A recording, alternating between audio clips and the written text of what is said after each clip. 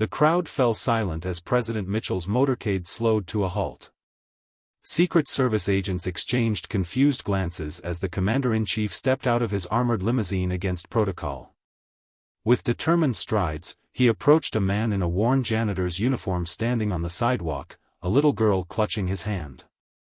The President of the United States embraced the janitor as cameras flashed, whispering something that made the man's eyes well with tears. How did a simple school custodian become the focus of the most powerful person in the nation? The answer begins with 3 words that changed everything: Daddy, please stop. If you're moved by stories of ordinary heroes who rise above impossible circumstances, hit that like button and subscribe now. This incredible journey of courage, sacrifice, and unexpected redemption is one you won't want to miss. Ray Donovan's knees ached as he knelt to scrub a particularly stubborn patch of gum from the hallway floor of Lincoln Elementary. At 42, his body reminded him daily that he wasn't young anymore, especially after 8 hours of mopping, scrubbing, and hauling trash. The school had emptied hours ago, but Ray always stayed late on Thursdays to deep clean the main corridors. The extra overtime helped cover Lily's dance lessons. His phone vibrated in his pocket. The babysitter again. "Mr. Donovan, I'm really sorry, but my mom needs me home. There's an emergency with my grandma." Ray closed his eyes, fighting the frustration rising in his chest. "It's okay, Amber. I understand. Family comes first." He glanced at his watch, 7:30 p.m. "I'll be there in 20 minutes. He gathered his cleaning supplies quickly, his mind racing through options. The school principal had explicitly warned him about bringing Lily to work after hours, liability issues, she'd said. But what choice did he have? Single parenthood was a constant juggling act, and tonight, he was dropping all the balls. 15 minutes later, Ray pulled up to Amber's house in his rusted Corolla. Lily bounded down the front steps, her backpack bouncing against her small frame. "Daddy," she squealed, launching herself into his arms as he stepped out of the car. At 8 years old, Lily Donovan was all pigtails and missing teeth, with her mother's hazel eyes and his stubborn chin. She was the reason he got up every morning, the reason he worked 3 jobs, the reason he kept going after Maria's death 3 years ago. "Hey, Lillipad," he said, hugging her tight. "How was your day?" "Good. I got a gold star in math, and Ms. Peterson said my science project might win first place." Ray smiled, his chest swelling with pride. "That's my girl. Listen, sweetheart, I need to finish up some work at the school. You'll have to come with me for a little while." Lily's face fell slightly, but she nodded. "Can I bring my books?" "Of course. It won't be long, I promise." Back at Lincoln Elementary, Ray unlocked the service entrance and led Lily through the darkened hallways to the janitor's office, a glorified closet with a desk wedged between shelves of cleaning supplies. "You can sit here and read while I finish up," he said, clearing a space on the desk. "I just need to finish the main hallway and lock up. 1 hour, tops." Lily settled in with her book, and Ray returned to his abandoned bucket and mop. The school was eerily quiet at night, the fluorescent lights humming overhead as he worked. He was nearly finished when he heard it, the sound of breaking glass from the direction of the school's main entrance. Ray froze, listening intently. Another crash, followed by muffled voices. His first thought was teenagers vandalizing, but something about the deliberate movements he heard made his skin prickle. He quickly made his way back to the janitor's office. "Lily," he whispered, "I need you to be very quiet. There are some people in the school who shouldn't be here." Lily's eyes widened with fear. "Bad people?" "I don't know, sweetheart. But I need you to stay here and be very, very quiet while I check it out. Lock the door behind me and don't open it unless you hear my voice. Okay?" She nodded solemnly, clutching her book to her chest. Ray slipped out, hearing the soft click of the lock behind him. He moved silently through the hallway, grateful for his rubber-soled work shoes. As he approached the main entrance, he could make out 3 figures moving through the administrative offices. The beam of a flashlight swept across the wall, illuminating the men briefly. They were methodically checking each office, and one was carrying what looked like a crowbar. Ray's heart hammered in his chest. The school had recently upgraded its computer systems, brand new laptops for the administrative staff, a donation from a local tech company. That had to be what they were after. He should call the police. That was the sensible thing to do. But his phone was in the janitor's office with Lily, and the nearest landline was in the front office, where the intruders currently were. Ray backed away slowly, planning to return to Lily and use his phone, when his foot caught on the handle of his mop bucket. The bucket tipped, sending soapy water cascading across the floor with a splash that seemed deafening in the quiet building.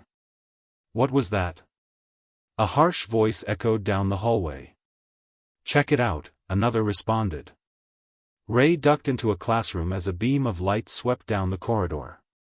His mind raced.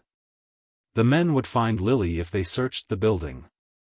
The thought of his daughter in danger sent a surge of protective fury through him. He looked around the classroom desperately, searching for anything he could use.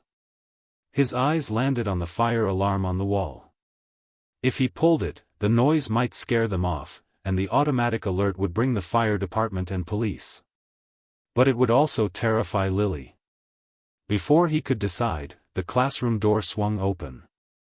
A tall man with a bandana covering the lower half of his face stood in the doorway, flashlight in one hand, crowbar in the other. Well, well. What do we have here? The man said, his voice muffled by the bandana. Ray straightened up, trying to appear calmer than he felt. I'm just the janitor. I was working late. Bad luck for you, the man replied, gesturing with the crowbar. Come on out. Slowly. Ray complied, stepping into the hallway where the other 2 men waited. One was shorter but stocky, with tattooed arms visible beneath his t-shirt sleeves. The third was thin and nervous-looking, constantly glancing toward the exits. What should we do with him? The tattooed one asked. Tie him up, the leader replied. We'll be done in 10 minutes. I don't want any trouble, Ray said, raising his hands. I didn't see anything. I'll just leave, and you can do whatever you came to do. The leader laughed. Nice try. Marco, get the zip ties from the bag. The nervous one, Marco, turned to retrieve something from a backpack on the floor. In that moment of distraction, Ray made his decision. He lunged forward, driving his shoulder into the leader's midsection. The man grunted in surprise, stumbling backward. The crowbar clattered to the floor. Ray had never been in a real fight before. Growing up in foster care, he'd learned to avoid confrontation, to make himself invisible. But now, with Lily's safety on the line, he fought with desperate intensity. The tattooed man grabbed him from behind, but Ray stomped hard on his instep, then drove his elbow back into the man's ribs. The leader was recovering, reaching for the fallen crowbar. Ray kicked it away, sending it skittering across the floor. Daddy? The small voice froze everyone. Lily stood at the end of the hallway, her face pale with fear. Lily, run! Ray shouted. Daddy, please stop them, she cried, rooted to the spot in terror. The leader's eyes narrowed as he looked from Ray to Lily. Get the kid, he ordered Marco. Something snapped inside Ray. These men threatened not just him, but his daughter, the only thing in this world that mattered. With a roar that surprised even himself, he charged at the leader, tackling him to the ground. They crashed into a display case, sending glass and trophies flying. The tattooed man tried to pull Ray off, but Ray swung wildly, catching him in the jaw. The man staggered back, cursing. Marco had started toward Lily but hesitated, clearly unnerved by the violence erupting behind him. Run, Lily! Ray shouted again, struggling with the leader on the floor. This time, Lily turned and fled down the hallway. The leader landed a punch to Ray's ribs that knocked the wind from him, but Ray managed to grab a broken piece of the display case, a heavy wooden base from a trophy, and brought it down on the man's head. The leader went limp beneath him. Ray staggered to his feet, gasping for breath, just as the tattooed man charged him again. Ray swung the wooden base, connecting with the side of the man's head. He dropped like a stone. Marco stood frozen, staring at his fallen companions, then at Ray. Without a word, he turned and ran for the exit. Ray didn't pursue him. Instead, he ran in the direction Lily had gone, calling her name. He found her huddled in a supply closet, sobbing. "Lily," he breathed, gathering her into his arms. "It's okay. You're safe now." She clung to him, her small body shaking with fear. "I was scared, Daddy. I heard noises and you didn't come back." "I know, baby. I'm sorry." He stroked her hair, his own hands trembling with the aftermath of adrenaline. "We need to call the police now." With Lily still in his arms, Ray made his way to the front office. The two men he'd fought were still unconscious on the floor. He kept Lily's face turned away from them as he reached for the phone on the secretary's desk. The police arrived within minutes, followed by an ambulance. Ray sat on the steps of the school, a blanket around his shoulders, watching as the two men were loaded into police cars. Lily had finally stopped crying and now sat quietly beside him, holding his hand. Detective Sarah Chen approached them, notebook in hand. "Mr. Donovan, I need to ask you a few more questions." Ray nodded wearily. "You took down 2 armed men by yourself," she said, a note of admiration in her voice. "That's pretty impressive for a school janitor." Ray shrugged. "They threatened my daughter. I didn't think. I just reacted." Detective Chen smiled at Lily. "Your dad's very brave." Lily nodded solemnly. "He's the strongest daddy in the world." "The third suspect, the one who fled, Marco Vasquez, we picked him up a few blocks away," Chen continued. "He's already talking, trying to cut a deal. Turns out these guys aren't just thieves. They're part of a larger operation that's been targeting schools across the district, stealing equipment and selling it on the black market." Ray frowned. "Why schools?" "Easy targets, usually minimal security, and the new tech donations make it worthwhile. What they didn't count on was running into someone like you." She closed her notebook. "The superintendent has been informed. I imagine you'll be hearing from him tomorrow." Ray's stomach sank. He'd brought Lily to work against the rules. He'd probably lose his job, and then where would they be?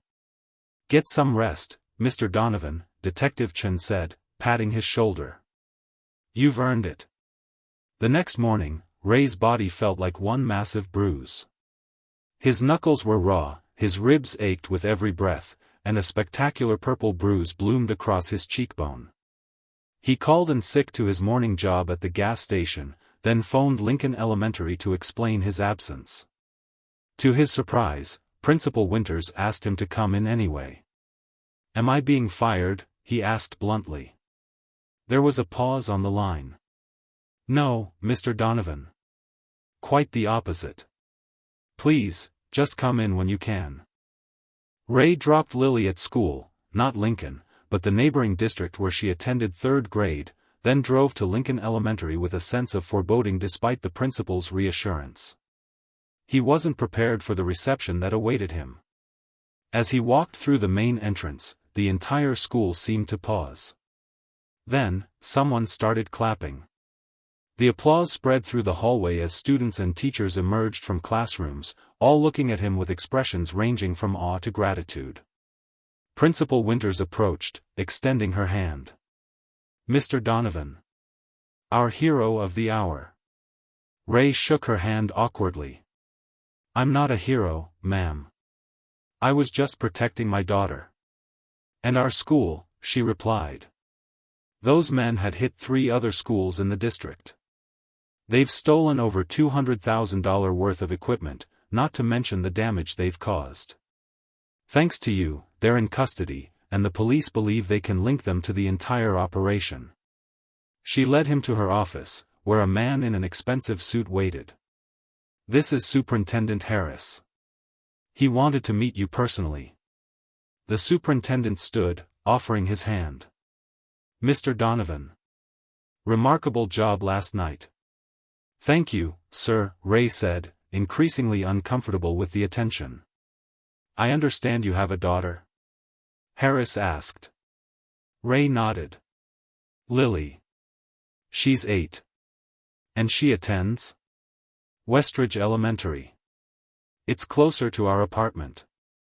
Harris and Winters exchanged glances. Mr. Donovan, the superintendent said, we'd like to offer Lily a place here at Lincoln. Full scholarship through 8th grade. Ray stared at them, certain he'd misheard. I'm sorry. Lincoln Elementary is one of the top-performing schools in the state, Winters explained. Our students consistently place in the top percentile for standardized tests, and over 90% go on to college. We have resources that Westridge simply doesn't. I can't afford. As I said, full scholarship, Harris interrupted. It's the least we can do. Ray's mind reeled. Lincoln Elementary was the kind of school he'd always dreamed of sending Lily to but knew he could never afford. The kind of school that could open doors for her future that would otherwise remain firmly closed. There's more, Winters added. We'd like to offer you a new position. Head of Security and Facilities Management. It comes with a significant pay increase and benefits. Ray looked between them, waiting for the punchline. Why? Harris smiled. Because you've demonstrated exactly the kind of dedication and quick thinking we value. And frankly, after what happened last night, the board is very interested in upgrading our security protocols. Who better to oversee that than the man who single-handedly stopped a robbery in progress? It was too much to process. Ray sat heavily in the chair across from Winters' desk. I don't know what to say. Say yes, Winters suggested gently. For Lily. For Lily. Everything he did was for Lily. The endless hours of thankless work, the constant struggle to make ends meet, the bone-deep exhaustion he carried like a second skin. All of it to give her the chances he never had.